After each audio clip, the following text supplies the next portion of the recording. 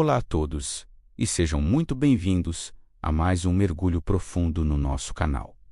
Olhe ao seu redor neste exato momento. É muito provável que você esteja olhando para uma tela feita de vidro. Se olhar pela janela, verá o mundo através dele. Se for até a cozinha, vai beber água nele. O vidro é, sem sombra de dúvida, um dos materiais mais fascinantes, onipresentes e essenciais da história da humanidade. Ele construiu nossas metrópoles modernas com seus arranha-céus espelhados, protege nossos carros, viabiliza a internet global através de cabos de fibra óptica e permite a exploração do microcosmo com microscópios e do cosmos com telescópios de alta precisão. Mas pare para pensar por um segundo.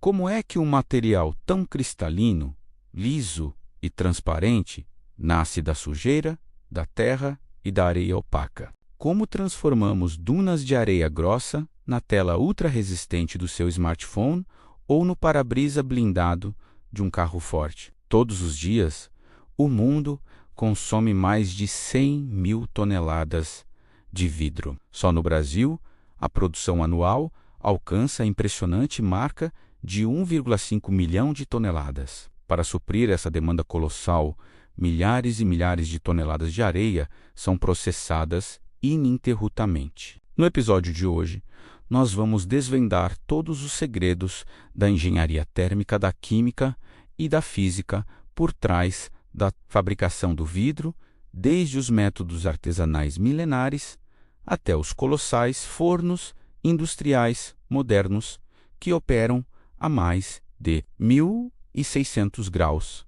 Celsius. Prepare-se para uma jornada incandescente. Antes de mergulharmos de cabeça nos fornos industriais e desvendarmos o segredo do estanho líquido que revolucionou o mundo, eu quero te fazer um pedido rápido. Se você gosta de entender como as coisas do nosso dia a dia são feitas e curte esse tipo de documentário detalhado, já deixa o seu like aqui embaixo. É rapidinho, não custa nada e ajuda o YouTube a entender que esse conteúdo tem valor. Espalhando conhecimento para mais pessoas, aproveite também para se inscrever no canal e ativar o sininho das notificações para não perder nenhuma das nossas próximas explorações. Feito?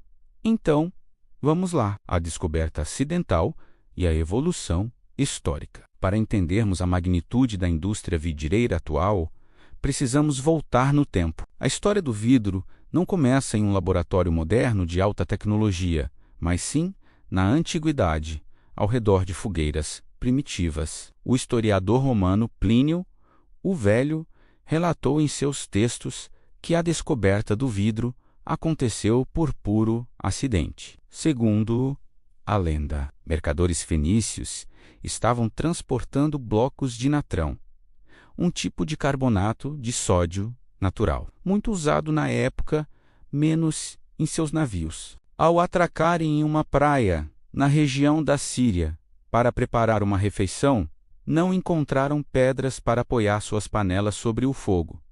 Decidiram, então, usar os blocos de natrão da carga. O calor intenso da fogueira derreteu o natrão, que se misturou com a areia rica em quartzo da praia. Ao esfriar, essa mistura formou um líquido translúcido que endureceu. Ali, nascia o primeiro vidro artificial da humanidade. Embora os historiadores modernos debatam a veracidade exata dessa lenda, já que uma fogueira comum dificilmente atingiria a temperatura necessária para fundir a areia mesmo com o natrão. Sabemos que os primeiros registros reais de objetos de vidro, como pequenas contas, amuletos e vasos opacos e coloridos, datam de cerca de 3000 AC, código no Antigo Egito e na Mesopotâmia. Eram itens de luxo, restritos à realeza e à elite. O vidro antigo não era transparente, parecia mais com uma cerâmica vitrificada, cheia de impurezas. A primeira grande revolução tecnológica do vidro ocorreu por volta do ano 50, quando os artesãos do Império Romano desenvolveram a técnica do sopro. Utilizando uma haste de ferro oca, eles coletavam uma bola de vidro incandescente e sopravam o ar para dentro dela, expandindo o material como uma bexiga. Essa técnica permitiu a criação de recipientes maiores, paredes mais finas e formatos complexos em uma fração do tempo que levava anteriormente. Os romanos espalharam essa tecnologia por toda a Europa. Séculos depois, durante a Idade Média e o Renascimento, a ilha de Murano, em Veneza, tornou-se o epicentro mundial da produção de vidro. Os mestres vidreiros venezianos desenvolveram um vidro incrivelmente puro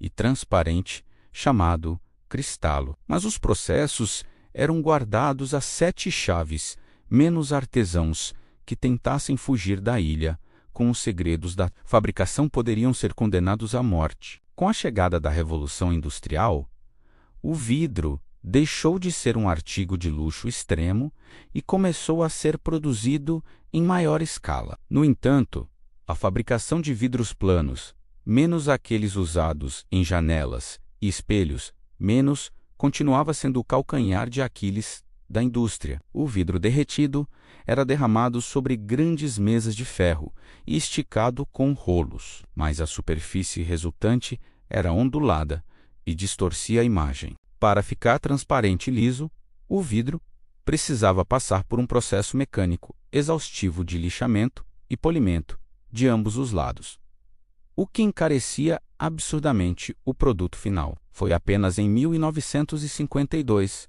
que um engenheiro britânico chamado Sir Alastair Pilkington teve uma epifania que mudaria a arquitetura mundial para sempre. Diz a lenda que ele estava lavando pratos quando observou uma camada de óleo flutuando perfeitamente plana sobre a água. Ele pensou: e se fizermos o vidro líquido flutuar sobre um banho de metal líquido? Nascia ali o método float glass, vidro flotado, o padrão ouro da indústria até hoje. E é exatamente esse processo que vamos dissecar agora. A química da batelada.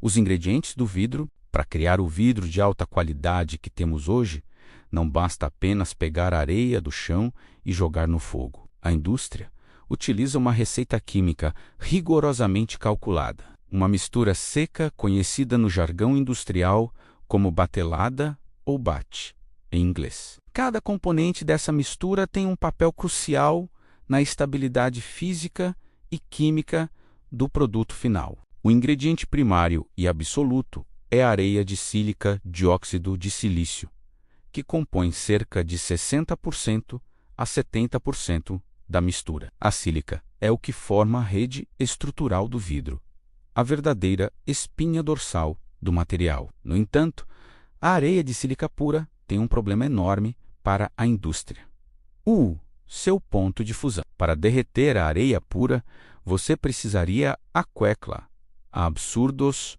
1,7 graus Celsius. Manter fornos industriais gigantescos nessa temperatura consumiria uma quantidade de energia insustentável e derreteria a maioria dos materiais usados na própria construção do forno. É aqui que entra o segundo ingrediente mágico, o carbonato de sódio barrilha. Quando o sódio é misturado à areia, ele atua como um fundente, ou seja, ele quebra as ligações químicas da sílica e faz com que o ponto de fusão da mistura despenque de 1.700 graus Celsius para cerca de 1.200 ca 1,4 C.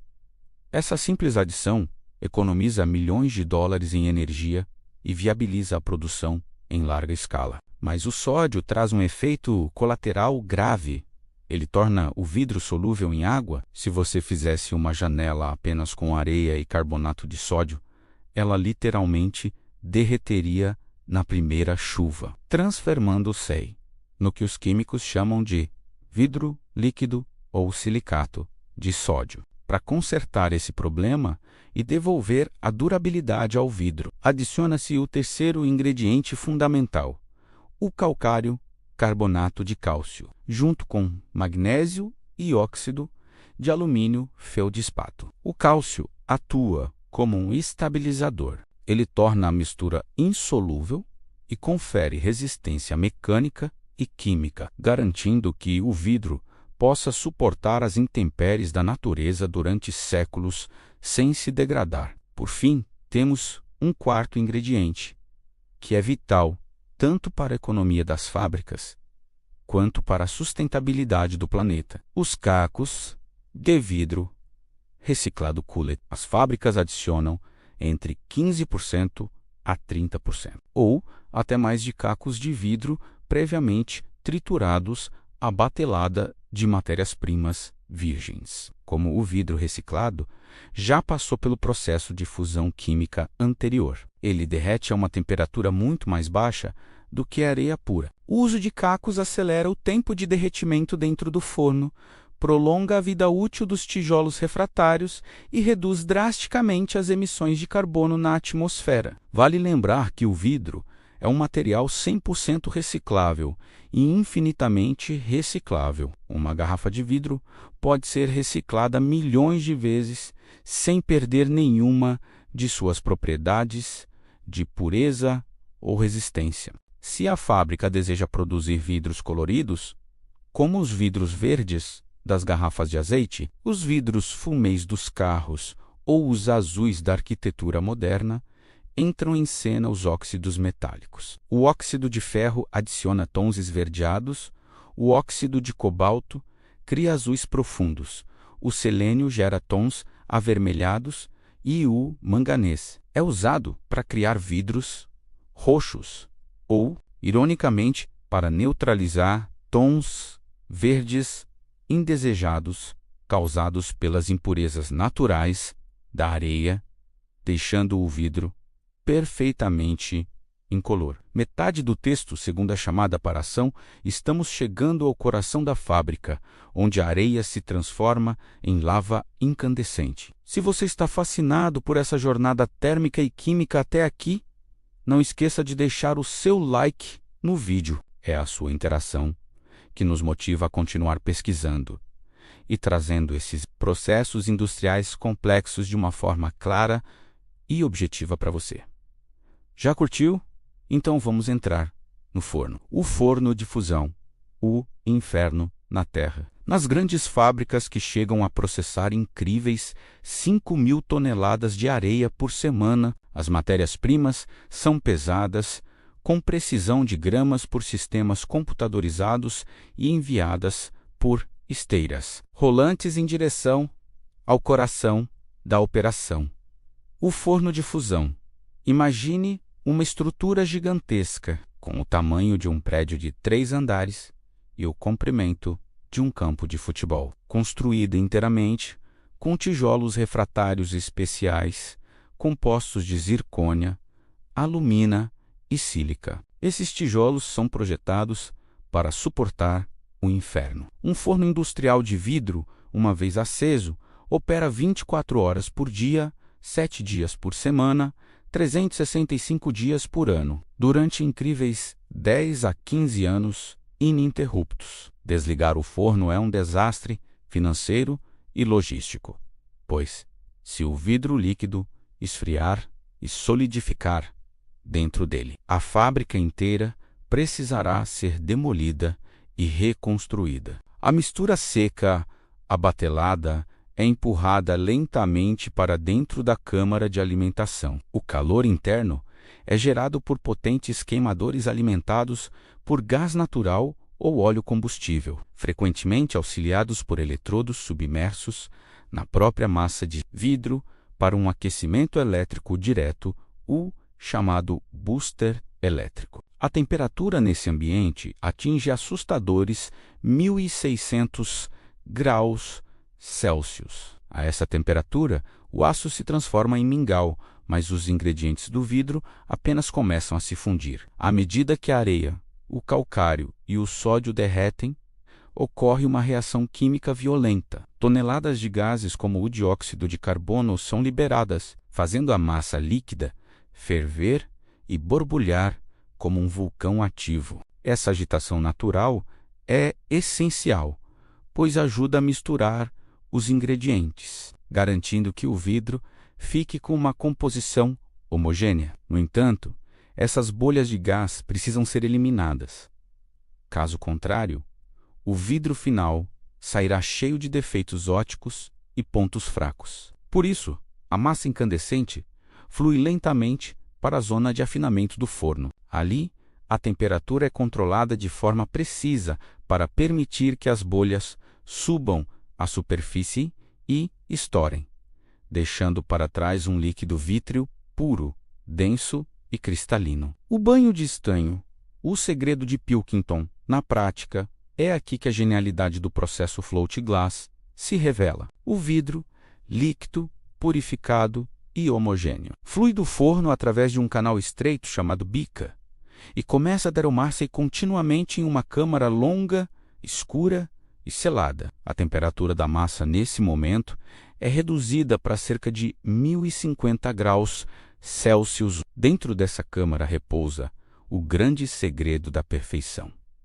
Uma piscina rasa contendo toneladas de estanho puro derretido. Por que o estanho? Pilkington e os engenheiros da época precisavam de um metal que permanecesse em estado líquido nas altas temperaturas do vidro fundido. Ao final do banho de estanho, a fita de vidro contínua começa a solidificar. Ela é erguida cuidadosamente por rolos de aço e retirada do banho a uma temperatura de aproximadamente 600 graus Celsius. Embora pareça sólido, o vidro nesse estado está sob enorme estresse térmico. As moléculas nas bordas esfriam mais rápido do que as moléculas do centro. Se essa chapa de vidro em alta temperatura entrasse em contato com a temperatura ambiente do galpão da fábrica, ela não apenas racharia, ela literalmente explodiria em milhares de cacos afiados, um fenômeno causado pela diferença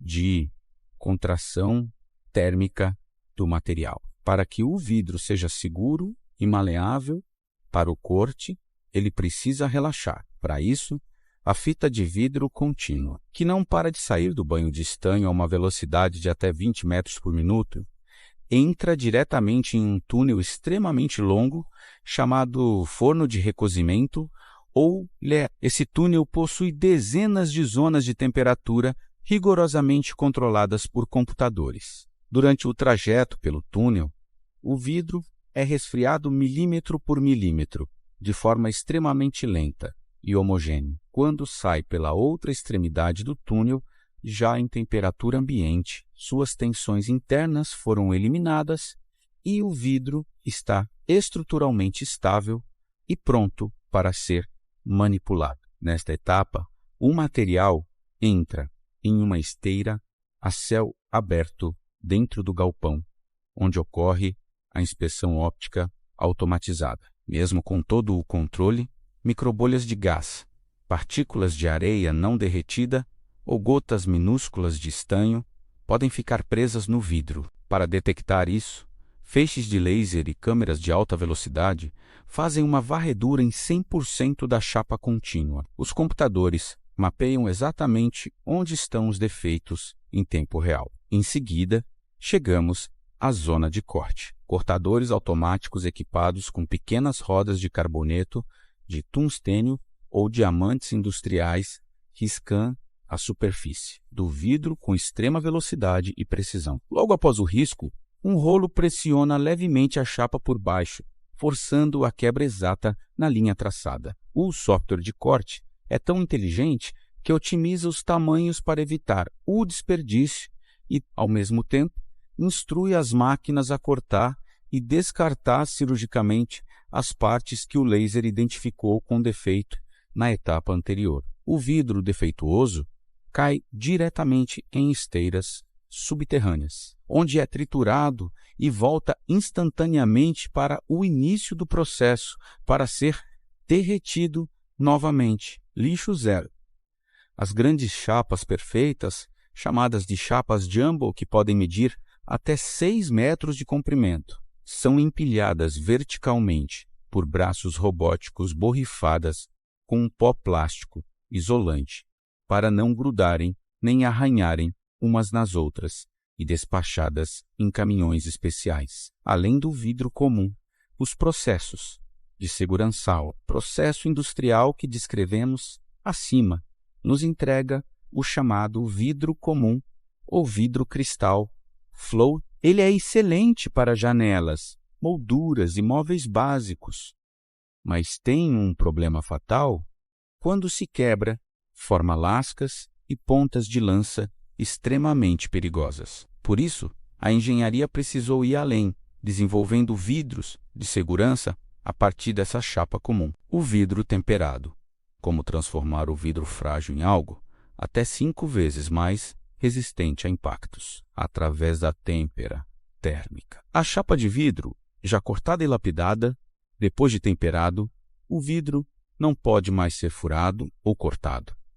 É inserida em um forno e aquecida a cerca de 650 graus Celsius, quase ao ponto de derreter novamente. Ao sair do forno, a chapa recebe jatos de ar frio de alta pressão em ambas as superfícies simultaneamente. Esse choque térmico brutal faz com que as superfícies externas do vidro resfriem e se contraiam imediatamente, enquanto o núcleo do vidro permanece quente e em expansão. Quando o núcleo finalmente esfria, ele puxa as superfícies externas para dentro, criando um estado de compressão incrível. Essa compressão é o que dá a força ao vidro temperado. E o melhor, se a força do impacto vencer essa compressão e o vidro quebrar toda a energia acumulada, é liberada instantaneamente. E o vidro se desintegra em milhares de fragmentos minúsculos e arredondados, reduzindo drasticamente o risco de cortes graves. É por isso que os boxes de banheiro, portas de lojas e vidros laterais dos carros são sempre temperados, o vidro laminado e a blindagem. O para-brisa do seu carro precisa de um tipo de segurança diferente. Ele não pode se desintegrar em pedacinhos na sua cara enquanto você dirige a 100 km por hora na rodovia. Para isso, inventaram o vidro laminado. 2 chapas de vidro comum ou temperado são unidas usando uma fina película plástica no meio, geralmente feita de PVB, polivinyl buteral. Esse sanduíche de vidro e plástico é levado a uma câmara de pressão e calor chamada autoclave. O plástico derrete e funde as 2 chapas de vidro de forma invisível. A mágica acontece quando esse vidro sofre um impacto.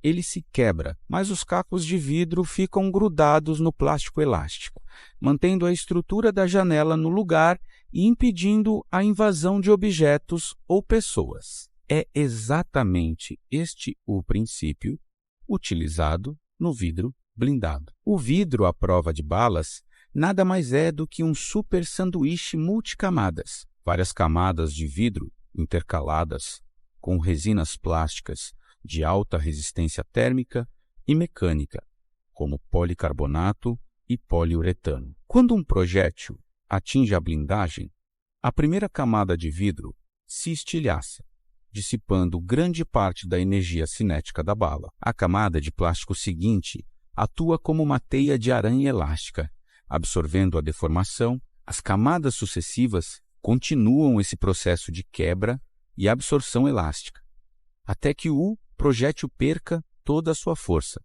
e pare antes de atravessar a última camada interna. A arte intocável.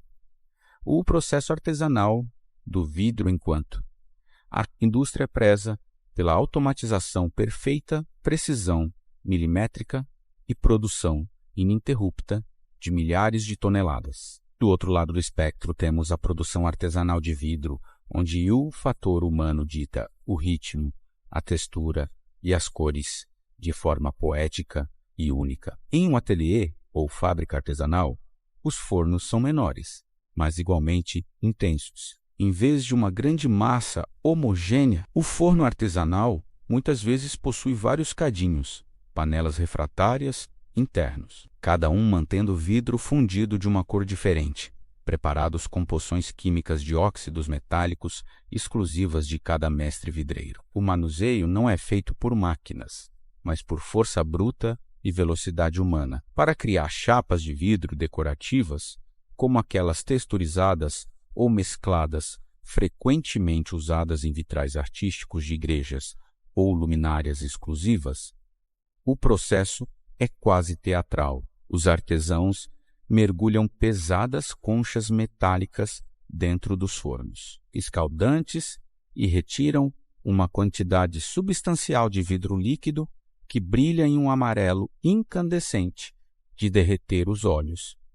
O tempo é o maior inimigo aqui. A partir do momento em que o vidro sai da proteção térmica do forno, ele começa a endurecer em poucos segundos. A equipe precisa correr com o metal líquido até uma mesa de ferro reforçado. Se o objetivo for criar o famoso padrão mesclado, o mestre despeja 2, 3 ou até 5 cores de vidro líquido juntas sobre a mesa, utilizando uma ferramenta pesada de aço, parecida com um grande garfo ou um ancinho.